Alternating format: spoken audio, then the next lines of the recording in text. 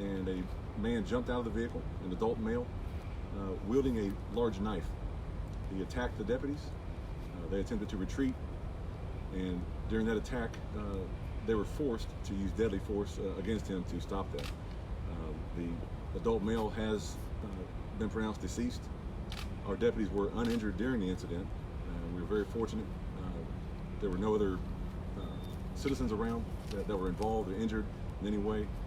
Right now, the FDLE has been called in to assist in the investigation, and I can tell you we're cooperating with them and lending any assistance that they need to this investigation. Right now, the name of the deceased individual that attacked these deputies has not been released. The names of the deputies has not been released as well. I can tell you that from an internal side, we are offering the support and any assistance that these deputies need right now as they are dealing with this situation, and just very unfortunate. We're glad that, again, there was no one injured besides the one that was attacking the deputies. And I think in the end, speaking with the sheriff this morning, it's just, just reiterates the danger that is just inherent in this job. From what we can tell now, and obviously it's early in the investigation, the preliminary stages, they were attacked simply because there were two deputies in marked patrol cars at a location, and this man chose to attack them for unknown reasons. We don't know yet. We want to know why. We're going to search for that answer, but I can tell you right now, we don't know why, other than the fact that they were there and he saw them and decided to make that attack against them. It's just the nature of the job, and it's just a testament to the character, the courage, and the bravery that it takes to step up and be a law enforcement officer in this day and time. And we appreciate these men and women that work so hard every day to keep us all safe. And we just had National Law Enforcement Officer Day last week, and we appreciate them and the hard work they're doing. So the investigation is going forward, and again, this is the first day of it. So the first thing we're trying to do is find the answers to why, and just kind of piece this all together, time frame wise, and again, there's going to be very limited information coming out initially, but as we're able to get more and the FDLE investigation goes forward, more information will be able to come out. We noted that there was a Bellevue patrol car. How and why were they involved? Because they were way out of their jurisdiction. Sure. So a Bellevue police officer was there at the scene as well. When that call came out on the radio that there were shots fired, and the deputies were responding, and understand when somebody's attacking a law enforcement officer, every law enforcement officer around wants to go. If you're anywhere close, you're going to go. And we appreciate Bellevue. We have an agreement with them. We back them up. They back us up. And many of our Bellevue officers are also sworn deputies. So they do have the lawful right to come out into the county to assist us when called upon. And we appreciate their help. Can you give us a description of the perpetrator? Right now, the description we have is just an adult male. Don't have an age or anything like that right now. I can tell you that we did go to his home and just to check, make sure there were no other family members or anybody there at the home. From what we can tell, and again, it's just early in the investigation, is that he lives by himself there. There was no one else at his home, and no indicators there at the home to tell us why, or give us a reason that he did this. Are you going to release that address? The address to his home? Yes. Not at this time. Okay. Is he known to law enforcement? Have you guys interacted with him before?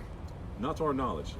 Again, it may be something that other agencies have that we don't know about, but we're still looking into that. What type of knife How was many it? shots were used during this, during the deputy-involved shooting? How many? We saw a lot of shell casings out there. How many would you guys So say? the exact number of shots fired was enough for the deputies to feel that the danger was over for them. They were being attacked by a man carrying a very large knife, and very deadly attack, and potentially deadly attack. And we see these knife attacks going on really around the world, and they use just enough firepower to stop the attack. And then, of course, they had to flip a switch. Every officer does this.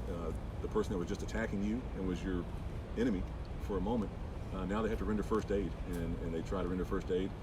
The person was taken to the hospital where he was pronounced deceased. But the exact number of shots, no, we're not releasing it. Just saying that it was a very large knife. Once again, how are the deputies? How are they? The deputies are fine. They're in good health. And again, last night We brought in all the help they need as far as any counseling services, any other help that we can provide them. They're doing good. They were uninjured during the attack, and we're just very, very fortunate. Are they on leave? Right now, these deputies will be it's just standard practice to be on paid leave while the investigation is going on, and during that time, again, we'll offer any services that they need for them, just for their well-being. And these deputies are veteran deputies as well? Yeah, these deputies are not brand new deputies. They have been on the road and do have some experience. So, again, even our newest deputy, we would expect to react in the very same way to protect themselves, to protect the citizens of Marion County as best they can, and make sure this is that they're safe.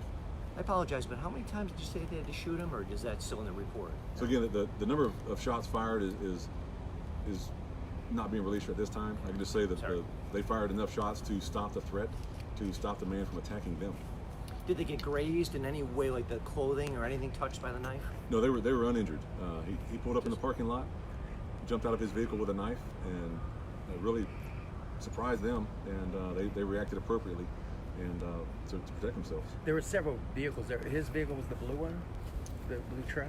Right Or now, the we haven't white released car? what vehicles his. Yeah, Oh, that's okay. still that information may come out here later. Right now we want to just tread carefully as there's our agency is investigating along with the FDLE, and we don't make sure we don't infringe on the investigation in any way as far as the information that's put out. Were there any words exchanged between the deputies and the assailant? Right now, I haven't looked at the videos. If there is a video that exists as far as body cam, that kind of thing, to see. I don't know. Can't answer that question right now. When will that be available, the body cam? Once the investigation is complete from FDLE and through our major crimes investigation, then that will be available. And at no time, there was no threat to the employees inside the Circle K? That's right. So there were a couple of employees inside the Circle K that were unharmed, and we're glad there was no one else in the parking lot, just two deputies. And again, unexpected. It's a quiet Tuesday night, and evil raised its head at a time when you least expected. They were just chit-chatting in the parking lot after fueling their cars, just some friendly conversation, and an evil man pulled up with every intention to kill them with a large knife. Was it 10 o'clock? It was about 10:30 p.m. 10:30.